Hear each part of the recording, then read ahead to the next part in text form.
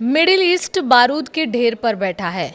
America की सबसे बड़ी जंगी आमदा ईरान की तरफ बढ़ रही है। ट्रंप ने डेडलाइन दे दी है और ईरान ने ऐलान कर दिया है। मिडिल ईस्ट में मौजूद 40,000 अमेरिकी सैनिक अब सीधे हमारे निशाने पर हैं। सवाल यही है, क्या जंग अब टल नहीं सकती? अब सवाल ये कि क्या ये सिर्फ धमकी है या जंग का आखिरी पड़ाव। नमस्कार, आप देख रहे हैं न्यूज़ 18 राजस्थान का डिजिटल चैनल और आपके साथ मैं हूं वंदना त्यागी। अमेरिका और ईरान के बीच तनाव चरम पर है। इस बीच अमेरिकी राष्ट्रपति डोनाल्ड ट्रंप ने ईरान को चेतावनी देते हुए कहा है और एक डेडलाइन दी है। ट्रंप ने दावा किया है अमेरिका की एक बड़ी आर्मडा यानी युद्धक नौसेना टुकड़ी ईरान की तरफ बढ़ रही है और ये टुकड़ी वेनेजुला के मुकाबले बड़ी है। ट्रंप ने यह भी दावा किया है कि ईरान डील करना चाहता है। अमेरिकी चेतावनी के जवाब में ईरान की तरफ से भी सीधी और सख्त धमकी सामने आई है।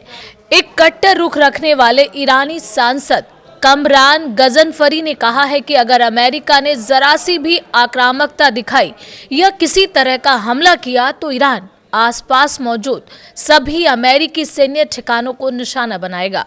उनका कहना है कि ईरानी सेना पहले ही ट्रंप के बयानों का जवाब दे चुकी है और साफ संदेश दे दिया गया है कि किसी भी गलत कदम की कीमत अमेरिका को भारी चुकानी पड़ सकती है और ये नुकसान आर्थिक भी हो सकता है।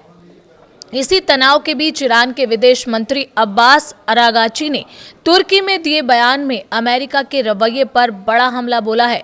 अरागची ने कहा कि अमेरिका की भाषा और उसके कदमों में साफ विरोधाभास है। उन्होंने ये भी कहा कि मिलिट्री हमला अब कोई विकल्प नहीं है, क्योंकि पिछले साल जून में अमेरिका ने सैन्य कार्रवाई की थी, लेकिन वो अपने किसी भी मकसद में कामयाब नहीं हो पाया। इसके बावजूद ईरान ने साफ किया है कि वो हर तरह की कूटनीतिक प्रक्रिया के लिए तैयार है, लेकिन दबाव या धमकी के आगे झुकने वाला नहीं है। अमेरिका ही नहीं, यूरोप के साथ भी ईरान का टकराव तेज होता दिख रहा है। यूरोपीय संघ द्वारा ईरान की इस्लामिक रिवोल्यूशनरी गार्ड कॉर्प्स को आतंकवादी संगठन करार दिए जाने पर ईरान ने सख्त चेतावनी दी है। ईरान की सुप्रीम नेशनल सिक्योरिटी काउंसिल के सचिव अली लारिजानी ने कहा है कि इस फैसले के गंभीर नतीजे यूरोप को भुगतने होंगे। उन्होंने साफ शब्दों में कहा कि ईरानी संसद के फैसले के मुताबिक इस कार्रवाई में शामिल यूरोपीय देशों की सेनाओं को भी आतंकवादी माना जाएगा। इस बीच अमेरिका को भी एक एहसास होने लगा है कि ईरान पर किसी भी तरह का घातक हमला आसान नहीं होगा। अमेरिकी और इजरायली सैन्य नेतृत्व मानता है कि अगर इस वक्त युद्ध शुरू होता है तो ईरान का पलटवार अमेरिका और इजराइल दोनों के लिए बेहद भारी पड़ सकता है। यही वजह है कि ट्रंप पिछले कई हफ्तों से लगातार सख्त बयान दे रहे हैं, लेकिन हमला करने से पहले हिचकिचाहट साफ दिखाई दे रही है।